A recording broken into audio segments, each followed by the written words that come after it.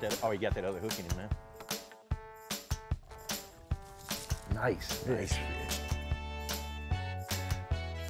Good bass. Good bass, Jared. Good bass. This week on Sportsman TV, we're saving the coast so we can have more of these. Come on, go with us.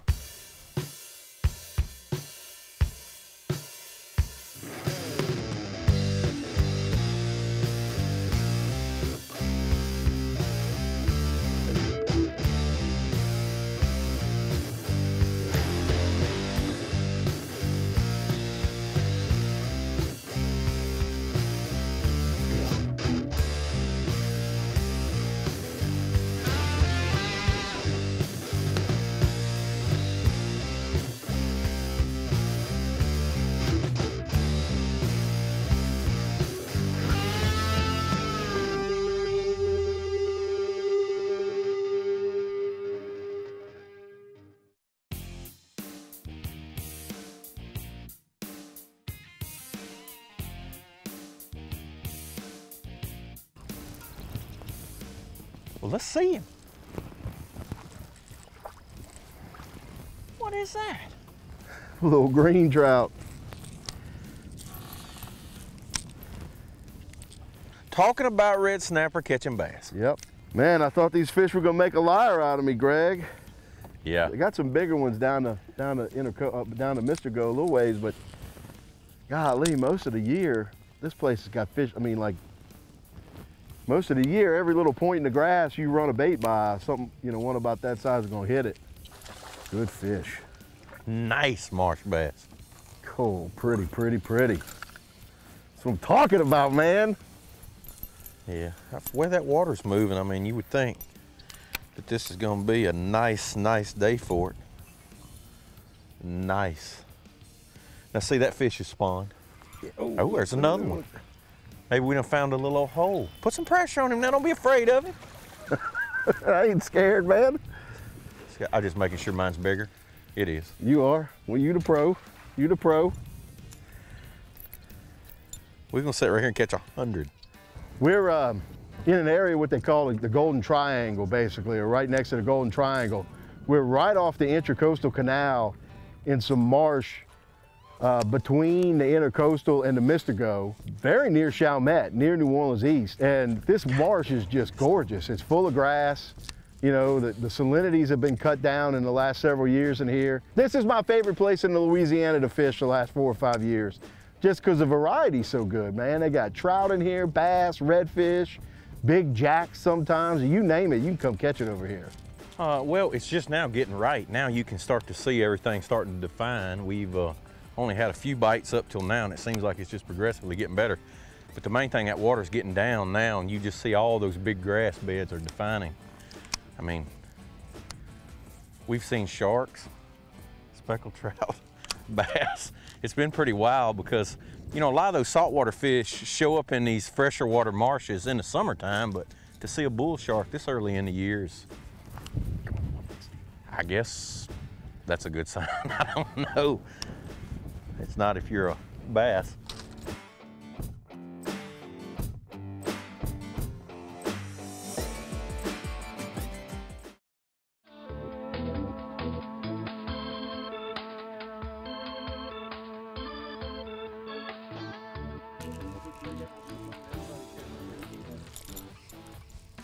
And you get off the water. Undoubtedly they're having a good spawn. They've been spawning. Doing that. A little pickle. Swanging too hard. Jerking the hook out of their mouth. They a little, just like those redfish, even those bass are a little standoffish. If you swing on them too quick, they don't get the bait. They just not completely committing. And I don't, typically this time of the year, you know, we've had, it's just a little old cold front. I don't pay, honestly. It's late enough in the year that a lot of times they help, you know, when they come late in the year like this. I think the main thing is right now that water's still kind of high. We've had all that south wind, you know, for the last week, big. You know, we've had some big, big wind, like 20 to 25 with gusts to 40. You'll notice my partner, that occasional splash, that's a fish call. I don't know if that works for him, but he tries it a lot. But we've had big winds, you know, with gusts like to 40 or 45, and so we got high water. The water's clean. It's falling real fast, but I think the lower it gets, the better it'll get too, because the bait's still not bunched up yet. It's, you know, everything's kind of scattered because it can be anywhere. Redfish. Go. That's a redfish. That's a big trout. Yeah, it is. It's a big old trout. I'm gonna swing him right there, Jay. Hook very good. Go. I didn't even get off. I won't even get that. Oh, he got that other hook in him now. You got it. Yeah, I got him now. Oh, I say that. Oh, man. That was a big trout, dude. That was a 3-pound speckled trout, Greg. Go. I mean, I thought we'd come in here and catch some bass and stuff. I didn't think they'd be trout in here this time of year. Trout, bull sharks, just whatever you need. Why would you want to fish anywhere else? I know. That's a nice bass. Let's see if I can keep him on there long enough that the shark will get him. Nice fish. Now, honestly, that does surprise me because I did see that at Venice when a big predator was in the pond with the bass. They vanished. And I'll be honest with you, if I was sitting at the table and a great white swam by, I probably would quit eating too and just let him eat. Let me tell you something, man. During the summertime. You got it good. Boy, I let him eat and eat and eat. Well, you know, we had Hurricane Katrina, and that really messed this place up a lot. A lot of salt water came in here, and then they blocked off the salt coming up to MRGO, and we had a lot of really wet springs in the Pearl River. We've had a couple of spillway openings since then that pushed a lot of water through Lake Pontchartrain, and just the grass coming back in here and the salinity's going down has just turned this into an incredible bass fishery. It's one of those places when you come in here on a good day, it's a 25 to 40 fish a guy place. And all of this marsh between the MRGO and the Wrigley's, all along here between Lake Pontchartrain and Lake Bourne is full of these bass now. I noticed that this time there's a lot more grass than the last time I fished here. You know, the last time we fished here, we fished in some of this marsh, and I just can't remember this much vegetation. It's pretty, lots of habitat, you know, for everything. A lot of the right kind, too, you know, the right kind of grass, like it's a big milfoil bed here.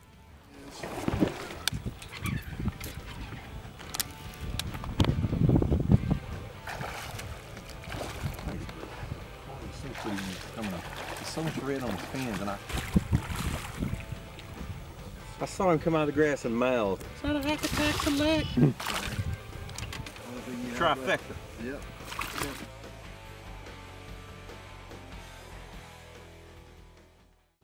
Well, you know, MRGO was constructed beginning in the 1950s, and it was a shipping channel that was supposed to come out of New Orleans and be a shorter route than having to go all the way down the Mississippi River. And they dug it here through St. Bernard Parish, and it just let salt water come up all the way into what was supposed to be fresh and brackish marsh, and it killed a lot of it. And frankly, it really caused a lot of destruction, especially during Hurricane Katrina, and it's changed this place so much. It just destroyed so much habitat.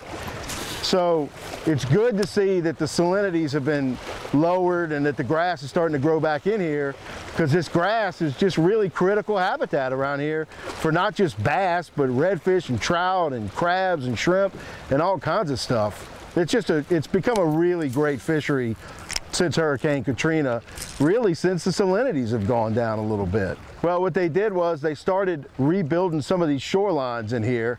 They blocked the ship channel down by Shell Beach, and you know, I know that changed the way this place fishes a little bit, but it really, I think, made it a better place. And they did a lot of shoreline protection projects. The state did some very innovative shoreline protection projects out along Lake Bourne on the other side of this piece of marsh over here. All along the shoreline of Lake Bourne, they put concrete mats and stuff that they built out of rubble from the twin spans that got destroyed during Hurricane Katrina. They came in there and built mats to protect the shoreline, And that cut down on some of the salt that was coming up into this marsh. And since they've done a lot of those projects, you've seen an explosion in these grass beds, and the fish has gotten a lot better in here.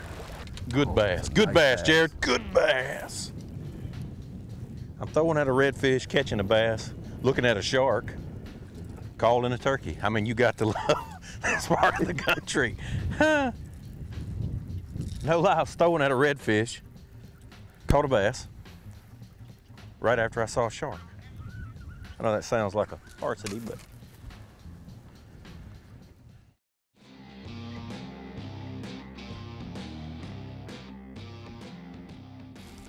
Dang, big bass, big old marsh bass. Golly, like that jerkbait. Just catching those nice size ones. You're definitely catching bigger ones than me. Well, I might be front-ending you too. You might be. It's almost like you do this for a living or something, you know? Look at that. He looks even better with you holding than he did me. That's awesome.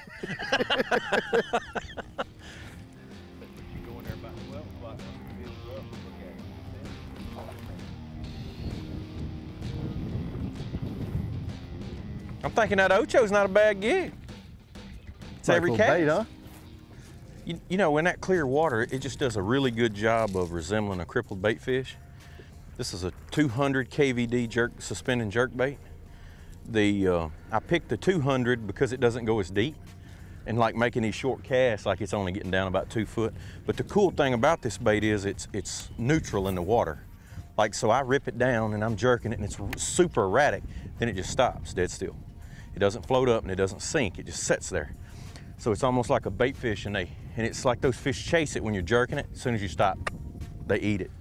You know, not necessarily in dirty water, it's not that effective a lure, but when you got, you know, real clean water conditions like we do today in a light wind, and it's like those fish are not in that grass, they're relating to that outside edge. It just... Oh, he came back and got it. Yeah, as he was little, that was the reason that first time I thought he missed it.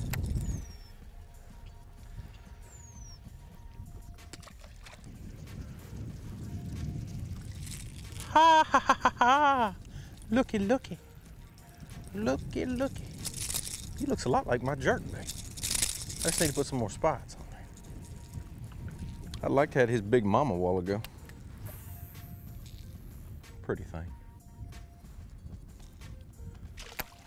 When I was a kid, they pickled them little bitty ones like that. They have a whole jar full of them. Little. Uh-oh, uh-oh. Oh, come on, oh you no, sucker, man. Your rod was bent good. He was a good one. I mean, he was a good giant. one. You know, he was swimming at me, man. Look at this. Look at that little nugget. It's all right, man. Population's healthy. Perfect. Got a bunch of them in here.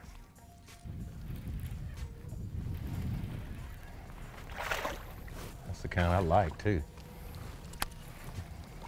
That's gonna be a grease popper right there, son. You'd think as much as I fish, I wouldn't be excited about that, but I don't get to eat a lot of fish. I'm pretty excited about it myself. I mean, I'm not out here trying to win money. In my cooker, I have got a fresh 5 gallons of peanut oil ready to go. There's another one.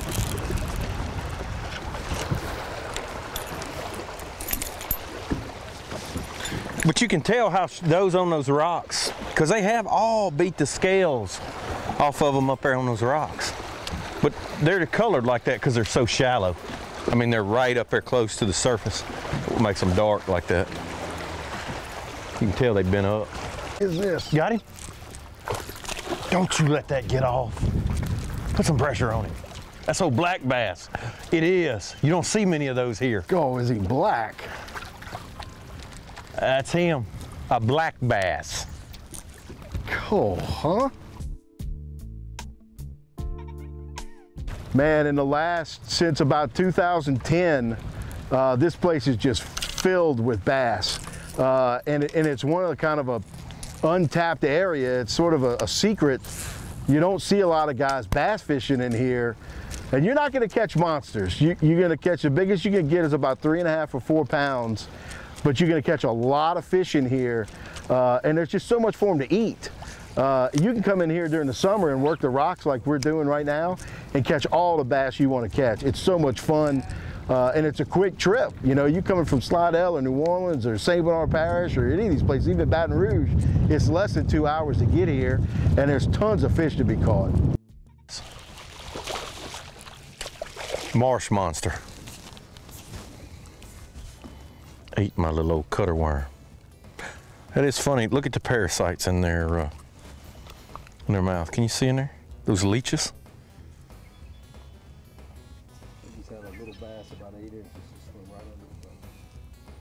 Those are leeches in their mouths. Mm-hmm. Yeah, they're good eating too. Nice little bass. This is a Strike King cutter worm, which is a swimming worm. It's got a little rage tail on it. And I got a 1/8 ounce tungsten slip sinker, which is a little big. I rigged it up. I really need probably a 32nd and just a 4/0 straight shank hook. And I'm basically just Texas rigging it. You know, rigging it up straight. I pegged the weight. And the cool thing about this worm, you know, I've caught some fish just casting and swimming it, and then I'm just, you know, here I'm letting it go in those holes. There's an opening between that wall, and it's just a cool bait because it, you know, like I said, I can pick it up out there and cast it in that grass and just swim it, like when we get on that inside grass line. But this water's a little deeper here, and there's some big clean holes in the grass, and I'm just dropping it in those holes. That's how I've had those last couple bites. It's kind of a versatile worm. That's the kind of worm really for our area you need, you know, one you can pick up and swim, and because, you know, if you're in the basin, there's a lot of targets or stuff to flip at. But you know, when you're in the marsh, a lot of times you're just covering these grass beds, and you need something that you can just cast and wind.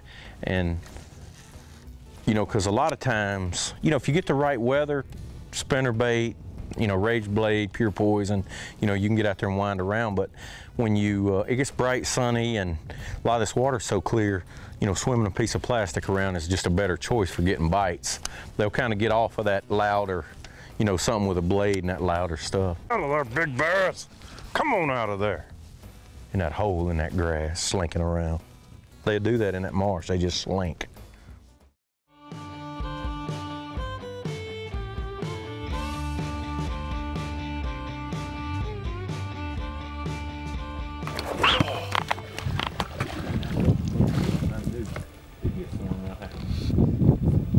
There he is. Get that crawl, man. About to turn loose, that thing. Well, you know, for me, it honestly, it's been a huge worry, because just in the last, like, and I'm gonna really, I know I've mentioned Katrina a lot today, but how much coastline we've lost since that period of time. Now, of course, Katrina was a horrific storm, and it seemed like we lost twice as much that year, but even since then, it's just like, everything is just getting more and more open. And I spent a good bit of time at Venice, and how small, you know, the areas where the bass fishing and the red fishing take place have gotten. And all you hear a lot about coastal restoration, and honestly, I'm ready for it. Well, I mean, as a sportsman, you need to pay attention to some of these coastal restoration projects. And, you know, the state's coastal master plan has been approved. It's a $50 billion plan. Half of it's going to go to coastal protection projects like levees and storm gates and elevating homes, and the other half's going to go to building marsh and building diversions and building the kinds of projects that are needed to put this coast back together. But I think there is a lot of opportunity, you know, especially with oil spill money coming in, for sportsmen, for hunters and fishermen in Louisiana and across the Gulf to get more involved. Each state is going to get money to rebuild, you know, build projects and that provide more access to the resource. They're going to get money to build reefs and marsh and islands and things like that to help some of the fish and wildlife recover from that oil spill. And there's an ample opportunity for the public at large, and sportsmen in particular, to get involved in that process. You just need to pay attention. There's a lot of public meetings, there's a lot of opportunity to comment, but pay attention, because there's going to be opportunity for everybody to get something better out of this ecosystem with that oil spill recovery money. There he is. He busted it good too. That was pretty.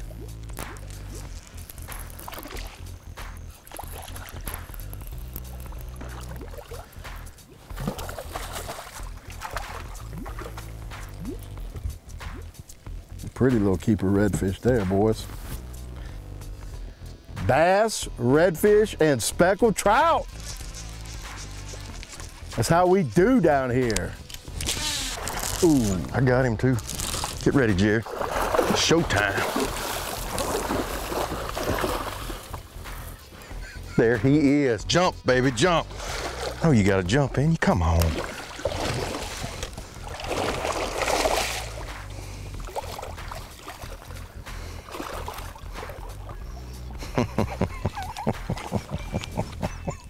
Sight fishing at its finest. Go ahead, Chris. Lift him for me. You're restoring the coast for. He's a beaut now. He is. Hey, well, you know what? If you got a hatchet, He's fun. And some fine eating. Sawzall, you could probably clean him. Oh, he's some fine eating. They are good to eat. God, we've seen a bunch of them today. As sportsmen, it's our responsibility to take care of all of this. Join us here next time on Sportsman TV.